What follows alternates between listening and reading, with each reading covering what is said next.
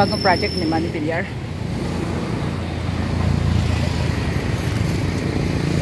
Golden Haven, Antipolo.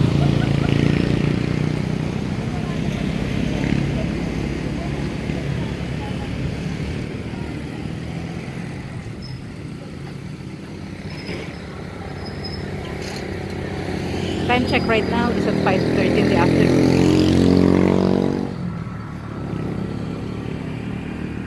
Napakaganda ng view.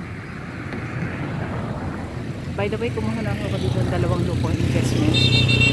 So, pwede natin i-resell someday o gamitin natin for personal use. Pero, gusto ko lang i-share sa inyo kung gaano kaganda yung location. So, doon sa malayo, nandun yung nakikita mo yung view ng windmills ng Pililla. Nahiya ako naman. Ayan, sabi ni Kuya, okay daw ako mag-video. Salamat!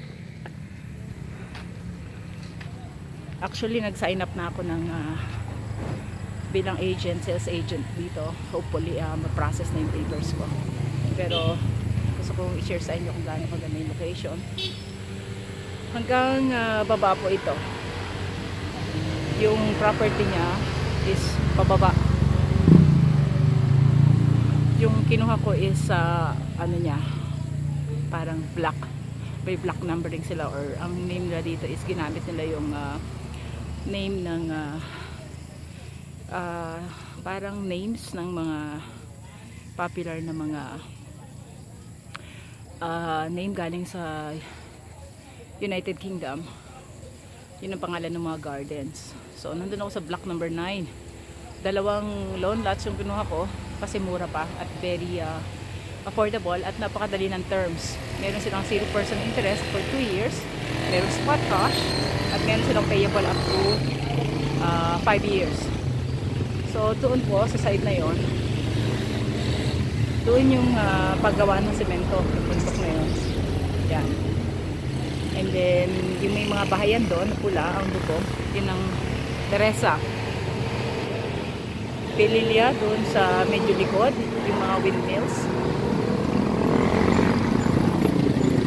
Sorry, hindi masyadong powerful yung aking camera, hindi nyo masyadong maaninag.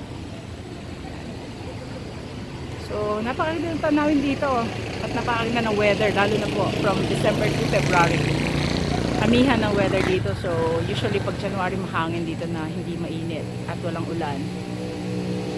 Doon sa kabilang side, doon po, nandun ang Lasal College, Antipolo. Kapit tayo ng korte. So, currently, dinedevelop pa lang ito. Ginagawan pa ng mga daan.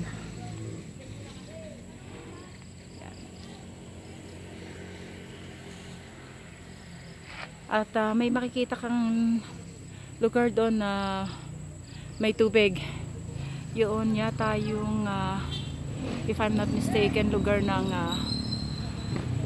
Laguna or doon sa dulo ng ano ng Antipolo, yung Hala-Hala. Doon sa doon, yun, water po yun. Yan.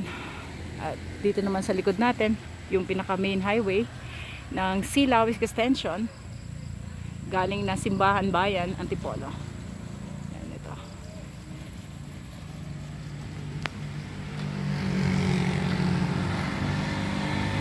Salamat, Kuya.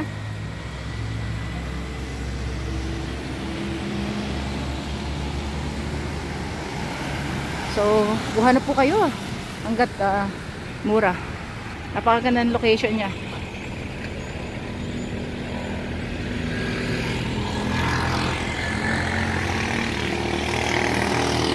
Doon po, ang baba nito, meron kayong access papunta ng Marikina at papunta ng Tanay o Real Quezon. Pag dinire-diretso nyo po ito, ang labas nyo Marilake. So, dito sa subdivision namin sa Antipolo Hills, marami kaming entry and exit points pabalik at papunta ng Manila or Quezon, Infanta o Real.